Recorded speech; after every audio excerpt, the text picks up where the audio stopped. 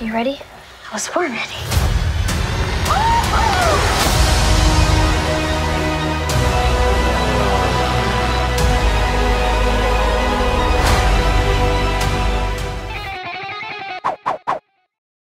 So I was a huge fan of the comic book, and then when season one came out, I absolutely loved it. And now season two is even better. And the two of you are so awesome in the show. And Christian, I want to start with you. In season one, your Gus is kind of childlike and he's learning a lot of things and he acts like a little kid, but you kind of grow up quite a bit for season two. What was it like playing Gus this time around? Well, like you said, Gus did grow a lot. And while filming these two seasons, I grew a lot alongside my character as well. Um, Gus, we leave off, he's just understood about the true cruelty of man. And now in this season, he goes through so many of these obstacles and emotional challenges.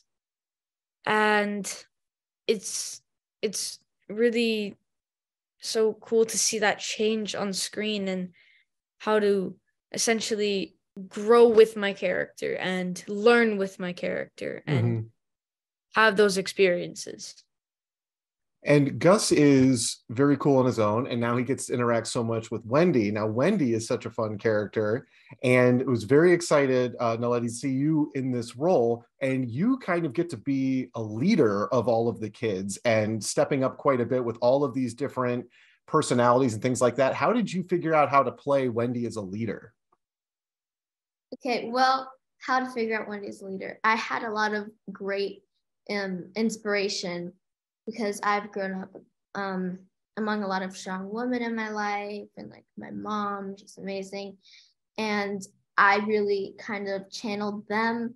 And honestly, like they were all just like a little bit younger than me. And it was like their first time on a set.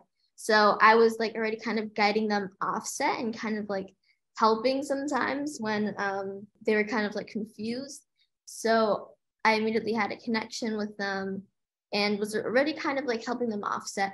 So it really helped me when it was actually time for the scenes. Junior likes to keep watch from the Raptors. And Haley's the one who swears a lot. And wearing the nose and being in that, how long did it take to get that put on your face every day? Okay, so yeah, the makeup process can be a bit long sometimes. Like at the beginning of the first season, it was like a bit over 3 hours, which that was pretty horrible. But then they got it down to like half the time, like an hour and a half, like way less. Thank God. Nice. Yeah. Yeah. And all the kids have such cool makeup, and there's so many different personalities. Do you have a favorite aside from your own, of which of the other kids was your favorite? Just a question. Is this going to be released after April 27th? Yes. Okay, cool. So, I personally... Hold on, I have to think about this. Naledi, you want to go? Yeah. My favorite, I'm sorry, like, my favorite is always going to be Bobby. Like, Bobby is awesome, yeah. He's just great. Like, he's the cutest. He's just the best. Like, Bobby needs to be like the main character. No, I'm kidding. But I need a stuffed toy of Bobby to have in my office. That would be the best. Yeah. I completely agree with Naledi. We need a Bobby special. Yes. That would be awesome. I would watch it. Awesome. Well, I will say that the two of you are so good. This season is even better than the first. I can't wait for everybody to check it out. Thank you so much for your time today. They need us. We'll get them back. We're running out of time. Anyone can be next. So I absolutely loved this comic when it was first out. When the adaptation was announced, I was very excited for it and blown away by how much better the series is compared to the source material, which doesn't often happen. And with season two, the bar got raised again, and it's even better. Thanks to the three of you primarily. And Nonso, to start with you, I really didn't like Jeopard in the comics just because he was like a monster. He was not likable, and you completely transformed my opinion of him. How did you find this character, and how did that change this season? I I think, you know what, that's so really interesting you said that, because one of the things that I find with playing a character, especially if it's something that already exists and is out there. Like, I found this playing somebody in real life, that the person that I was playing was kind of hard to listen to, or it was kind of a certain way, it wasn't that likable. And I think you have to somehow honor the spirit of that character, but then the audience has to be able to listen to you speak for 8 episodes, an hour, that's 8 hours per series, and you've got to be kind of likable to do that. So you've got to give the character a bit of heart as well, but still stays true to the kind of tough, gruff kind of guy that he is, and working with Christian and working with Amy and working with Dania has brought up so much of that from me from first season into this new season. We bounced off each other so well, and we communicated so well on set and off set, and we have such a great relationship with each other. The rapport was natural on screen, so it's been great. Awesome. And I have to add to that, there's a vulnerability to you as a person, Nonso, that I think really makes the character really be so lovable and caring. You really genuinely bring that from yourself to, I think, everything that you do, and it makes it easy because you're such a big guy, And Dania, that's very true. That's very true for you too in this, because I've loved a lot of the performances that you've done in various things over the years, but this character not being rooted in the comic, I didn't know what Amy was going to be like. How did you approach playing the character and now getting to interact with more adults this season than in the first season? Well, I have to say, it's really all about, it's a very difficult thing when you're trying to figure out a character and creating a character. And I think what I tried to focus on for Amy was just this love and nurturing aspect of who she was. And it became a little clearer to me the more I was working season 1 with the children, what my focus was going to be with Amy. But it became really solid and solidified itself this season when I was working with Nonso, because it was not just about, the children. It's how does she deal with adversity? How does she deal with struggle? How does she relate to other human beings outside of the children? And I think her drive and her motivation as a mother, and I think that's what drives me as a person as well at this point in my life. It's really what makes her be such a good human being on the show, but also, with her children, with Jeopard, and with everybody else that she comes in contact with. She's able to level with them and really be kind and try to have empathy and compassion, but she's also human. So there's going to be things between her and Jeopard this season that, need to get ironed out, and I'll let you guys figure that out. Awesome. And Adil, speaking of empathy and sympathy, your character in the comics, there isn't a lot of backstory. We don't really have a relationship with Dr. Singh, but here with Ronnie and all of the things you go through, this is such a meatier role and something, it seems like it would be a lot to dig into. How did you find the character growing this season? I just sort of found him pursuing the same thing that he was pursuing in season 1, which is ultimately working out how he could figure out the betterment of the people around him. And then the conflicting thing is that while pursuing that, he kind of loses his own sanity trying to do it a little bit. So I find that hard to do and sort of exhausting to do, but then ultimately found it really rewarding, because he sort of comes back to the path of salvation in the end. The cure, it requires a somewhat unconventional ingredient. I'm not afraid of you. Well, it's wonderful to meet you. I've been a big fan of yours for years, and hearing your voice in this series was very exciting. And a narrator is a key component of a lot of projects. Were you given any kind of explanation as to your role as narrator, any instruction on how to play this part? I was not allowed to read a script. I didn't have a synopsis. I got originally, I think Originally, they were nice enough on the first recording session, which was at the house during the pandemic.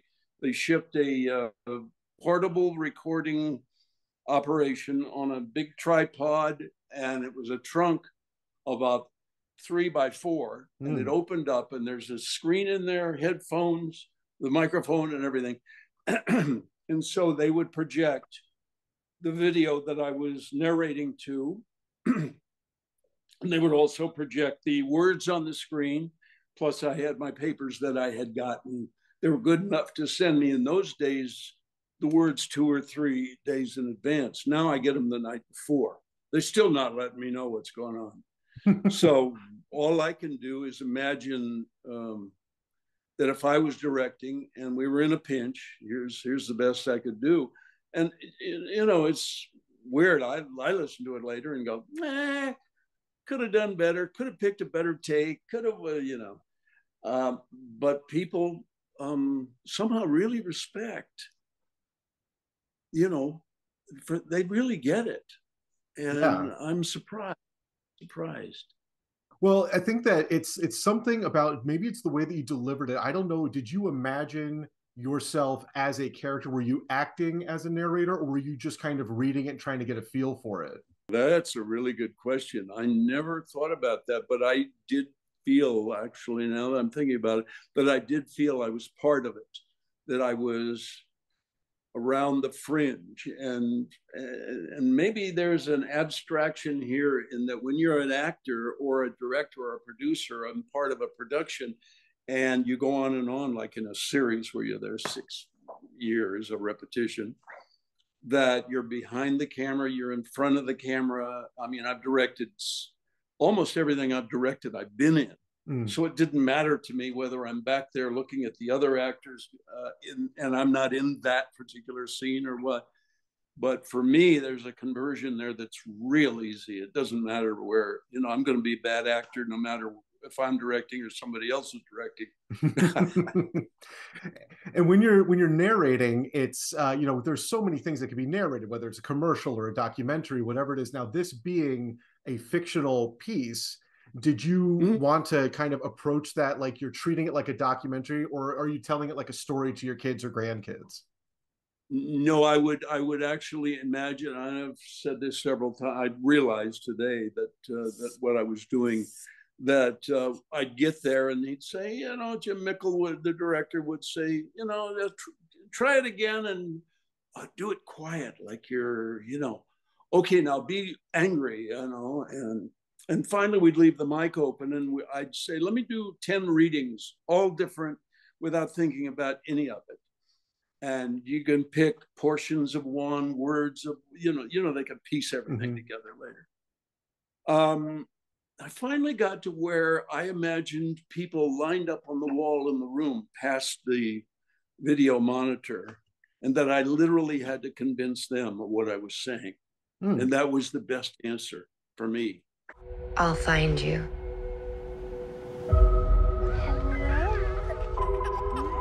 Those were the last 3 words I said to you. Then life and the end of the world.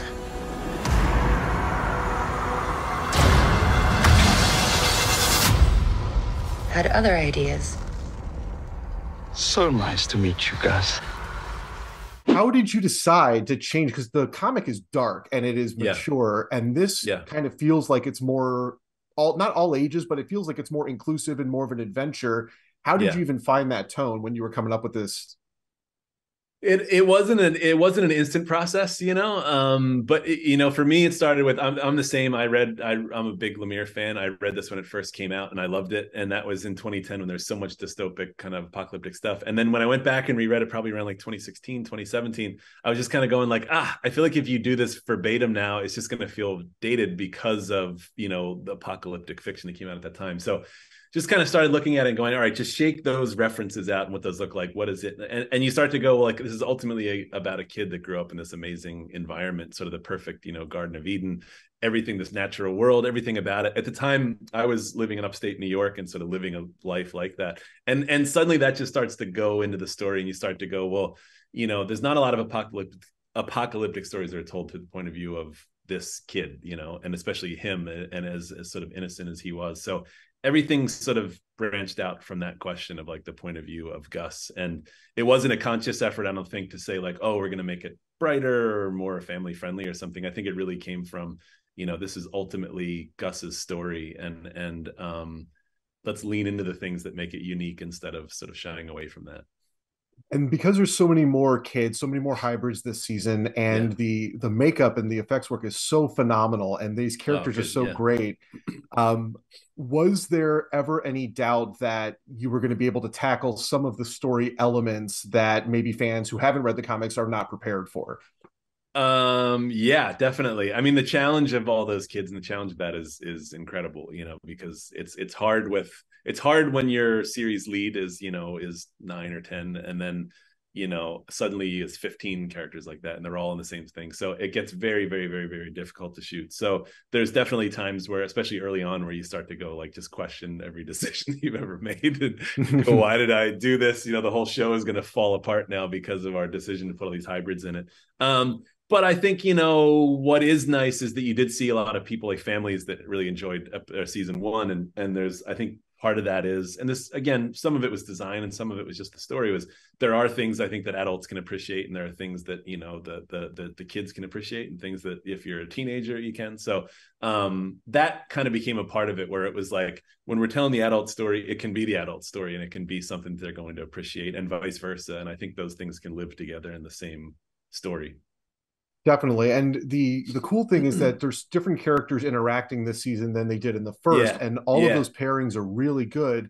With good. The story where it ends in the comic, is that ultimately the line that you want to get to, or do you, because this is stretched in a different way and it's so much of a fuller world, do you envision this going in a different direction than where the comic went? No, I don't think so. I think the beauty of it is that you can really follow the signposts that Jeff has in there, which I think are quite good. And what's nice is that it breaks up. You know, I love that season 1 isn't like season 2, and you know, I think that's part of the fun of it, and being able to tackle different genres within that is really fun, and the challenges are really fun. I love where Jeff's story goes. I love where the comic book goes, and obviously, you know, if we went there, we'd have to go and sort of different directions to go, but I think that's part of the fun of it, you know. I mean, what's interesting is, like, even when you do stray, you do find these touch points that come back that are constantly, you know, and I think that's the sign of a good story, is that there's like a gravitational pull to that sort of root concept.